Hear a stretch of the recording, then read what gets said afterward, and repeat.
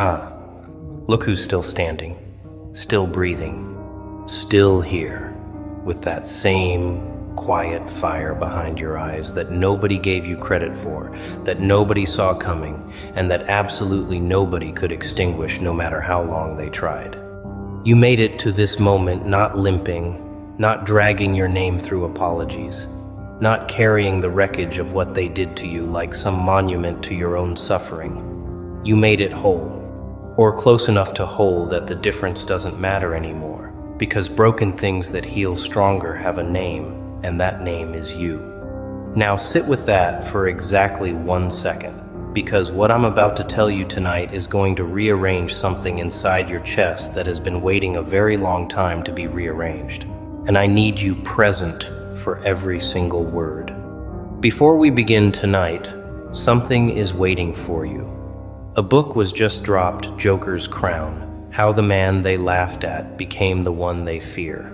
This is not a self-help book. This is not motivation wrapped in pretty words. This is the manual they never wanted you to read, the raw, unapologetic psychology of transformation, of going from the person they dismissed to the presence they cannot ignore. Every page was written for the ones who were underestimated, overlooked, and quietly counted out. The ones who said nothing and built everything. And the price is just $3. $3 for the blueprint of your entire ascension. The link is in the description. Get it before you finish this video, because by the end of tonight, you'll already know exactly why you need it. Because here's what's happening out there right now. In the lives of the people who whispered about you, who warned others about you, who ran quiet campaigns against your name with smiling faces and concerned voices and perfectly rehearsed stories. Here is what is happening to them. The exact weight they tried to drop on your shoulders, the shame, the confusion, the social exile, the narrative of being too much, or not enough, or somehow fundamentally wrong, that weight has completed its journey. It found its way back. Not because the universe is sentimental, and not because fairness is guaranteed by any law of nature, but because the architecture of deception is always structurally unsound, and eventually, inevitably, catastrophically, it collapses under itself. And darling, the collapse has begun. They spent a considerable amount of time and energy constructing a version of you that had no basis in reality, a fictional character wearing your name and your face and your history, but operating by rules you never agreed to, and displaying qualities you never possessed. They built this character carefully, with attention to detail, with collaborative effort across groups and circles and private conversations that you were never invited to and never needed to attend. The construction project was impressive, in the way that all monuments to dishonesty are impressive before they fall grand, convincing, temporarily load-bearing, and absolutely hollow at the core. They needed this false version of you to exist because the real version of you was inconvenient to the story they were already living about themselves. See, people who manufacture reputations for others are almost always doing so because their own reputation is something they cannot bear to examine too closely. When someone invests serious emotional labor into convincing others that you are dangerous, unstable, dishonest, or unworthy, they are not operating from a place of concern for those others. They are operating from a place of deep, personal terror. They are terrified of what your existence reveals about theirs. They are terrified of the contrast. They are terrified of the moment someone looks from you to them and does the math. And so they worked, quietly and persistently and with remarkable dedication, to ensure that the comparison never happened, that people would see you through their lens first, carrying their narrative first, arriving pre-condemned, so that no independent assessment was ever formed. That was the plan. It was sophisticated, and it had a fatal flaw. The fatal flaw was you. Specifically, it was the fact that you refused to perform the role they cast you in. You didn't collapse publicly. You didn't spiral in ways that confirmed their warnings. You didn't validate the script by playing the villain they invented.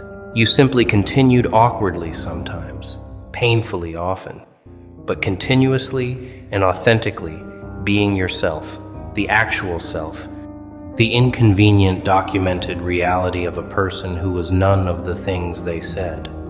Every day you existed without breaking was a day their construction lost another brick.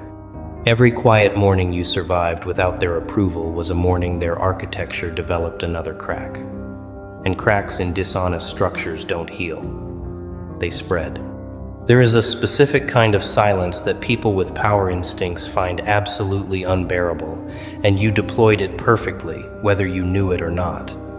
The silence of someone who has chosen not to retaliate. The silence of someone who has decided that their energy belongs to their own future and not to the management of someone else's opinion. The silence of someone who is building something in the dark, something no one can see yet, something that does not require their validation or their awareness or their participation to grow. You went quiet.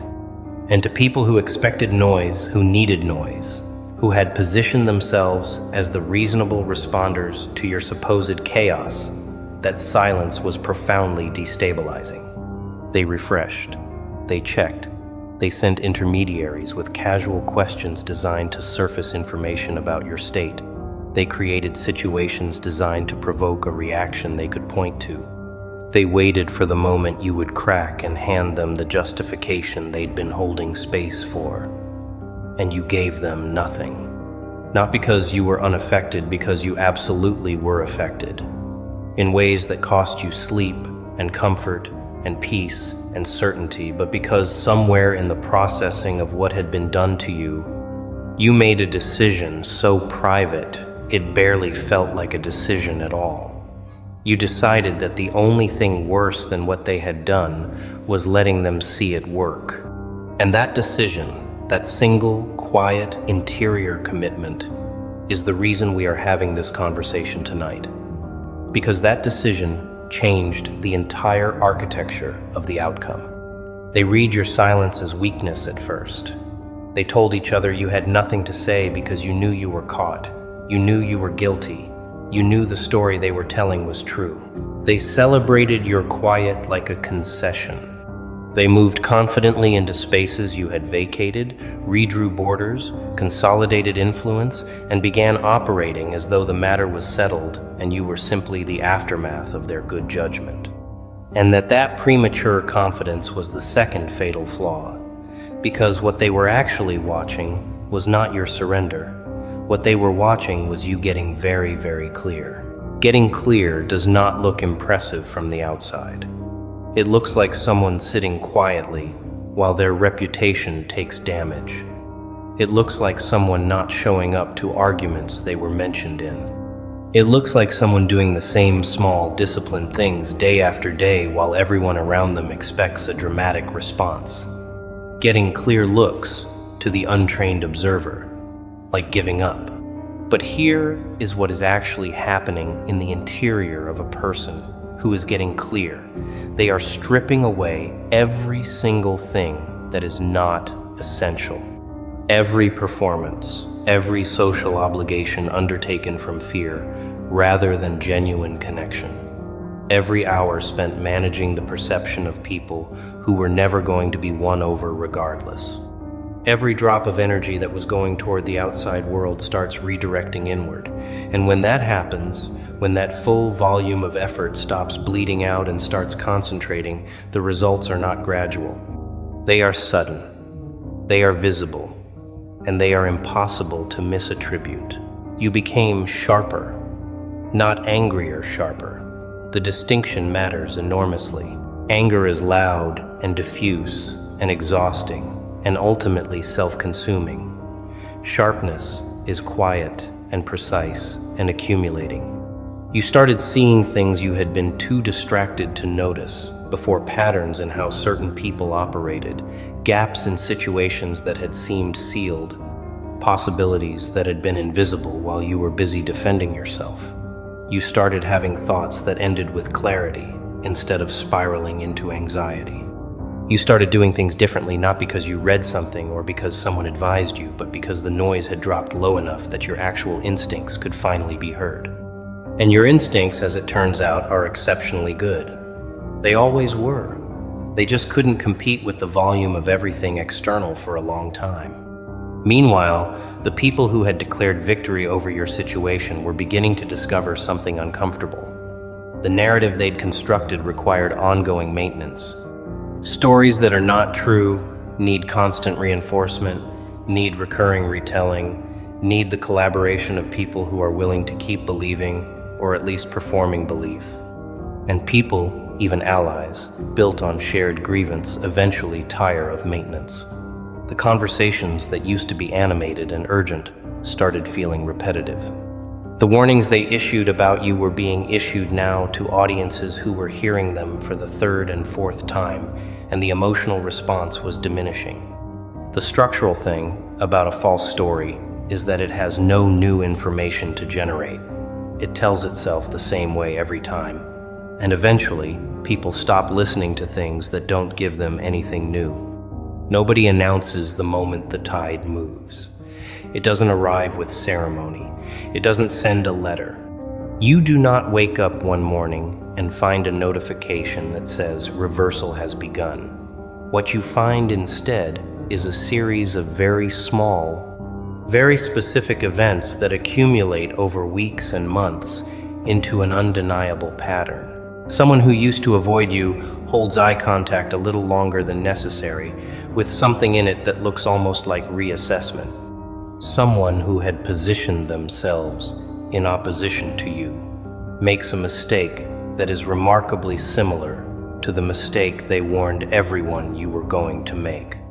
A story collapses quietly, not publicly, not dramatically, but at the level of private conversations that used to sustain it. The people who were certain start sounding less certain. The alliances built on shared distaste for you start showing the strain of what they actually are, which is connections formed out of negative motivation rather than genuine affinity. And those connections have no warmth to sustain them when the shared target stops being interesting. And here's the thing about people who built their social positioning on a narrative about someone else. When that narrative begins to lose credibility, they don't lose just the narrative. They lose the credibility itself, because anyone who was paying attention now has to retroactively evaluate every claim they made. Every confident warning issued about you is now examined against the evidence of who you have actually continued to be. Every dramatic story told becomes a data point not about you, but about the storyteller. Every alliance asks itself, quietly, uncomfortably, whether it was built on something real. And the answer, in most cases, is no. The alliance was built on shared opposition, which is the most fragile possible foundation for any human connection. Remove the opposition or worse, reveal it as invented, and there is nothing left but people standing in a room together who don't actually like each other very much. You are not watching this process from a distance anymore. You are standing inside the outcome. The territory that used to feel hostile has shifted. The social weather that used to make you brace every morning has changed in ways that are still subtle, but no longer reversible. And the people who ran the campaign against your name are now experiencing, in their own lives, in their own relationships, in their own reputations, something that should be familiar to them. Because what goes into the world returns. Not poetically, not symbolically, mechanically. The exact mechanisms they used, the whisper networks, the strategic positioning, the subtle reframing of events, the concerned-sounding warnings are now being applied to them by their own former allies, by people who watched how they operated and learned the method, by the universe of cause and effect that does not make exceptions. Let us be specific, because specificity is where the real recognition lives. They are experiencing the particular vertigo of someone whose carefully managed reputation begins to develop gaps. Small ones at first, a conversation that ends too quickly, an invitation that doesn't arrive, a room that shifts slightly when they enter it in a way they cannot identify but cannot deny. They check their behavior, mentally, reviewing recent interactions for the mistake that would explain this subtle change. They find nothing obvious, because the shift is not about a single mistake. The shift is about accumulated weight, the weight of everything they put into motion finally becoming visible to people who previously had only one half of the picture. They are experiencing the specific loneliness of people who built connection through performance rather than authenticity. The exhaustion of maintaining a version of themselves that requires constant upkeep. The discomfort of relationships that were conditional on a shared enemy, now that the shared enemy has quietly exited the frame and left them facing each other with no mutual project to organize around. They are discovering that the energy they put into watching you, talking about you, strategizing against you, was energy not put into building anything of their own. And now, the gap is visible. You built something while they were watching you. Even in the surviving, even in the simply getting through it, you were accruing something they were not, the deep interior confidence of someone who was tested and did not break. They are also, and this is the part that is hardest for them to articulate, beginning to miss the version of the story in which they were the reasonable ones. That story was comfortable. It gave them a clear role, a clear moral position, a clear source of social cohesion. Without it, they have to negotiate who they are to each other, without the external reference point. And that negotiation is not going well, because people who define themselves primarily by opposition have very little else to agree on. They are learning this.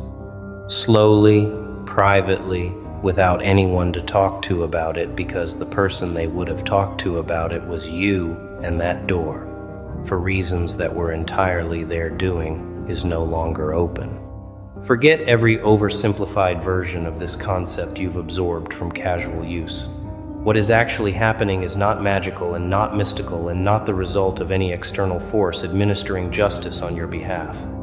What is happening is the natural, predictable, mechanical consequence of how human systems actually work.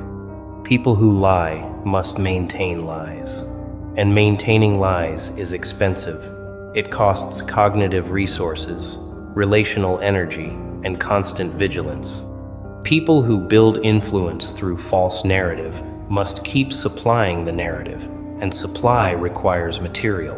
And eventually, material runs out or contradicts itself.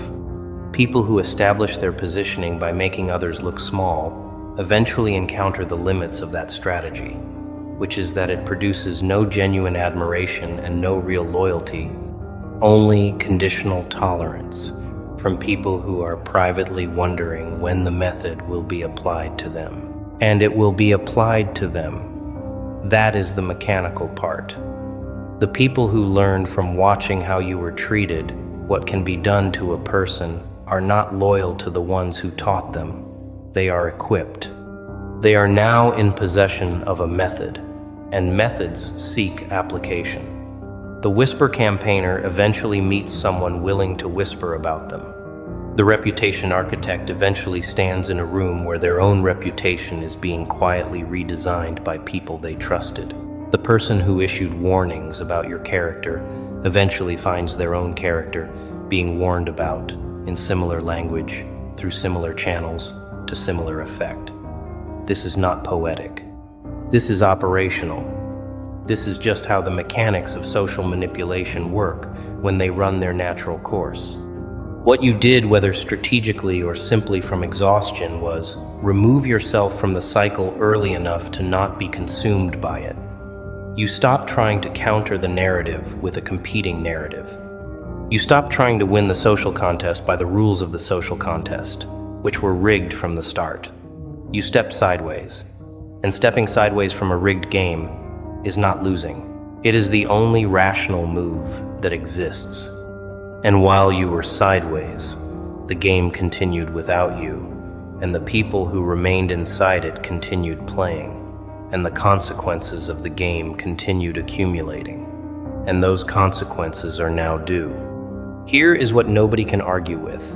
Not them, not their allies, not the people who believed the version of you that was manufactured without your consent. Nobody can argue with time plus consistency. Nobody can successfully maintain that you are the thing they said you were when the documented reality of who you have continued to be makes no sense in combination with that claim. Every day that passes without you performing the collapse they predicted is another day the prediction loses credibility. Every quiet act of integrity that accumulates in your actual record is another data point that does not fit their narrative. Every relationship you have built on genuine terms, everything you have created from honest effort, every difficulty you have navigated without resorting to the methods they used on you, all of it constitutes an argument made in the most powerful possible register, which is reality. And reality eventually reaches everyone. It reaches the people who were on the fence. It reaches the people who heard the story second or third hand and filed it under probably true enough. It reaches the people who participated without fully examining what they were participating in. It doesn't always arrive with an apology. It doesn't always produce a dramatic public reversal. Sometimes it arrives as a quiet shift in how someone speaks about you when they think you're not listening. Sometimes it arrives as the absence of something, the absence of a rumor that used to be circulating, the absence of a warning that used to precede your name in certain rooms, the absence of the particular energy that a contested reputation produces. You notice the absence. You don't always get the explanation, but the absence itself is the evidence, and the evidence is enough. They cannot argue with what you have become in the time they spent watching you